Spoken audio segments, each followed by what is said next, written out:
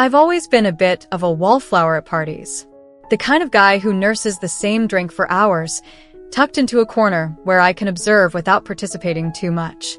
It wasn't that I didn't like people, I did. But something about the unspoken expectations, the performative masculinity of my peers, always left me feeling out of place. This party, however, was different. My friend Mike had dragged me along, swearing up and down it would be low-key and fun. The minute we walked through the door, though, I realized he had lied. The music was loud, the room was packed, and the air was thick with the mingling sense of perfume, cologne, and alcohol. It was exactly the kind of environment I hated. I sighed, already plotting my escape. That's when I saw them. A small group of girls gathered near the makeshift bar, laughing and chatting animatedly. They were vibrant, each one dressed in something that showcased their individual style. Bright colors, bold patterns, and a kind of effortless confidence that was magnetic. For reasons I couldn't quite place, I found myself gravitating toward them, curiosity outweighing my usual self-consciousness. "Hey there," one of them said, noticing me lurking nearby.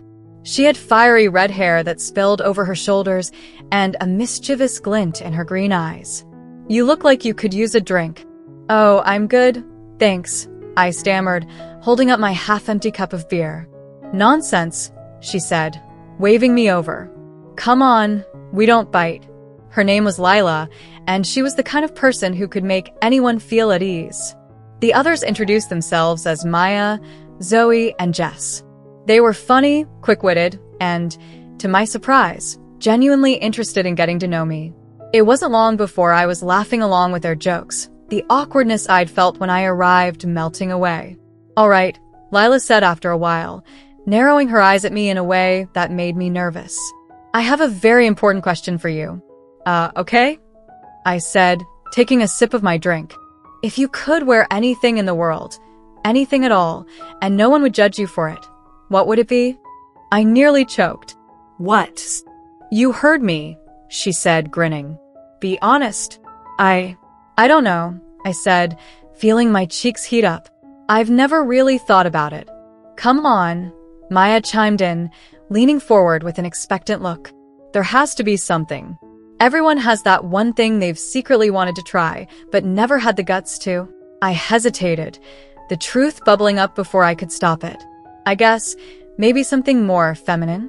The words hung in the air, and for a moment, I regretted saying them. But then Lila's grin widened, and the others exchanged excited looks. "Oh my God," Zoe said, clapping her hands together. "We have to dress him up." "What?" I said, my heart racing. "Please," Jess said, her eyes sparkling. "It would be so much fun. And you'd look amazing, I just know it." "I don't know," I said, trailing off. The idea was both thrilling and terrifying. "Look," Lila said, placing a hand on my shoulder. "No pressure, okay? But if you're even a little bit curious, we'd love to help you try it out. Think of it as a makeover. A chance to experiment. And if you hate it, we'll stop. Deal?" I glanced around at their eager faces, a mix of nervousness and excitement churning in my stomach. "Okay," I said finally. "Why not?" The girls erupted into cheers, and before I knew it, they were dragging me upstairs to one of the bedrooms. The room was cozy and cluttered, with clothes strewn across the bed and a vanity table overflowing with makeup and jewelry. It was clearly Lila's space.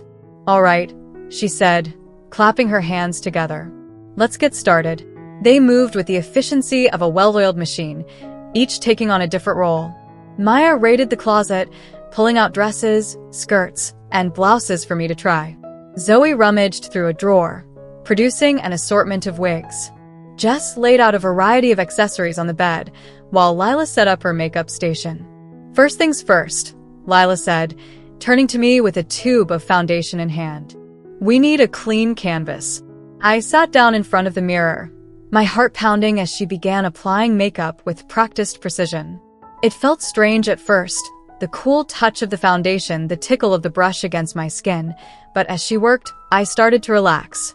The transformation was subtle at first, a bit of concealer to hide my dark circles, a sweep of blush to add color to my cheeks. But then came the eyeliner and mascara, the bold red lipstick, and suddenly, the person staring back at me in the mirror looked different. Softer. More vibrant. Wow, Jess said, leaning over my shoulder to get a closer look. You've got great bone structure. Okay, time for the fun part, Maya said, holding up a knee-length floral dress. Try this on. I hesitated for a moment, then took the dress from her and stepped behind the changing screen. The fabric was soft and lightweight, and as I slipped it over my head, I felt a strange mix of vulnerability and exhilaration. When I emerged, the girls gasped.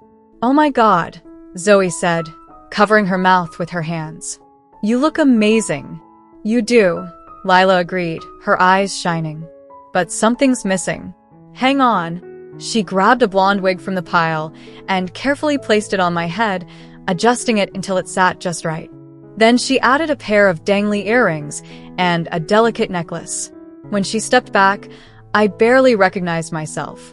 The person in the mirror wasn't me, or at least, not the me I'd always known. They were elegant, poised, and undeniably feminine. For the first time in my life, I felt beautiful. "How do you feel?" Lila asked, her voice gentle. I took a deep breath, my reflection blurring as tears filled my eyes. I feel amazing." The girls beamed, and for the rest of the night, they treated me like one of their own. We took pictures, danced around the room, and laughed until our sides hurt. It was the most fun I'd had in years. As the party wound down and I reluctantly changed back into my regular clothes, I couldn't stop smiling. Meeting those girls and letting them dress me up had awakened something in me. A part of myself I'd buried for so long, I'd almost forgotten it was there. In the weeks that followed, I stayed in touch with Lila and the others. They became my closest friends, my confidants, and my cheerleaders as I began exploring this newfound part of myself. It wasn't always easy. There were moments of doubt and fear, times when I wondered if I was making a mistake. But every time I felt like giving up, they were there to remind me of the person I'd seen in the mirror that night. And slowly but surely, I began to realize that person wasn't a stranger. They were me. Over the next few weeks, life felt different, brighter, more exciting, yet tinged with an undercurrent of uncertainty. My reflection in the mirror each morning felt like a curious stranger, someone I wanted to know better. The girls had unlocked a door I hadn't realized existed, and now that it was open, there was no going back. It wasn't just about the clothes or the makeup. It was the freedom, the confidence, and the sheer joy of expressing something I'd kept hidden for so long. But I wasn't quite sure how to reconcile this new part of me with the life I'd been living. Was this a one-time experience, or was it something more? One Saturday afternoon, Lila called me out of the blue. "Hey, stranger," she said, her voice bubbling with excitement. "We have a plan, and you have no choice but to join us." "What kind of plan?" I asked, wary but intrigued. "We're taking you shopping," she declared. "You need a wardrobe of your own. No offense, but raiding my closet every time isn't sustainable." "I don't know, Lila," I said hesitantly. The thought of shopping for women's clothing in public made my stomach churn. "Don't worry," she said, sensing my hesitation. "We'll take you to some thrift stores. Low pressure, no judgment. Besides, we'll be with you every step of the way. You trust us, right?" I did. More than I could articulate. So, despite my nerves, I agreed. The next day, the girls picked me up in Lila's car, their energy infectious as they chattered about the places we'd visit.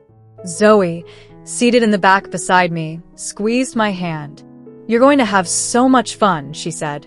"And trust me, you're going to look incredible in everything." We started at a small thrift store tucked away on a quiet street. The shop was cozy, with racks of clothes in every imaginable color and style. Lila led the charge, immediately pulling dresses, skirts, and tops for me to try. Maya found shoes, while Jess gravitated toward accessories. I felt like a canvas, and they were the artists, painting a vision of who I could become. The first few minutes in the dressing room were nerve-wracking. I worried about what people might think, about being seen or judged. But the girls were right outside, their voices full of encouragement.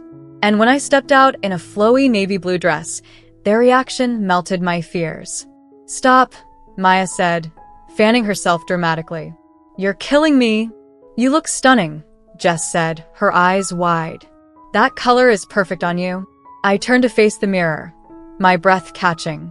There it was again, that person I'd glimpsed at the party. They were back, and they looked happy. We spent hours hopping from store to store, trying on everything from casual sundresses to glamorous evening gowns. The girls insisted I experiment with different styles, pushing me out of my comfort zone in the best way possible. By the end of the day, I had a small but carefully curated collection of clothes, along with a newfound sense of confidence. "Next up," Lila said as we loaded the bags into the trunk, "we're teaching you how to walk in heels." "Wait, what?" I said, laughing nervously. "You heard me," she said with a wink. "Baby steps, my friend. Baby steps." Over the next few weeks, the girls continued to guide me on this journey of self-discovery. They taught me how to style my hair, how to do my own makeup, and, yes, how to walk gracefully in heels, though I still wobbled like a newborn giraffe at times. Each new skill felt like a small victory, a step closer to embracing the person I was meant to be. But it wasn't all smooth sailing. There were moments when the weight of societal expectations bore down on me, filling me with doubt. I worried about what my family would think, about how my friends, especially Mike, would react. He'd been my best friend for years, but I hadn't told him about this side of myself. I wasn't sure how he'd take it. One evening, as I sat in my room staring at the clothes hanging in my closet, my phone buzzed. It was a text from Lila. "Lila, movie night at my place. Bring your fabulous self. Face blowing a kiss." I smiled, grateful for her unwavering support. If there was one thing I'd learned through all of this, it was that having people who truly accepted me made all the difference. That Friday, I arrived at Lila's apartment feeling a mix of excitement and nerves. For the first time, I dressed up on my own, choosing a floral midi dress and styling my hair into loose waves. The girls greeted me with cheers and hugs, showering me with compliments that made my cheeks flush. "You're glowing," Zoe said, twirling me around. "What's your secret?" "Just good friends," I said, smiling. The night was filled with laughter, snacks, and cheesy rom-coms. But halfway through the second movie, Lila muted the TV and turned to me with a serious expression. "Okay, we need to talk about something," she said. I stiffened, suddenly nervous. "What is it?" "Have you thought about telling anyone else?" she asked gently. "Your family?" "Mike." I looked down at my hands, fidgeting with the hem of my dress. "I don't know. What if they don't understand? What if they don't accept me?" "Then they're not worth your time," Maya said firmly. "But honestly, you might be surprised. People can be more understanding than you think." "She's right," Jess said. "And you deserve to live your truth, without hiding." I nodded, their words sinking in. They were right. I couldn't keep this part of myself hidden forever. But the thought of coming out felt daunting, like standing on the edge of a cliff and preparing to jump. "Take your time," Lila said, squeezing my hand. "There's no rush. But when you're ready, we'll be here for you." Their support gave me strength, and over the next few days, I started thinking about how to approach the conversation with Mike. He was my best friend, and if anyone deserved to know, it was him. The opportunity came sooner than I expected.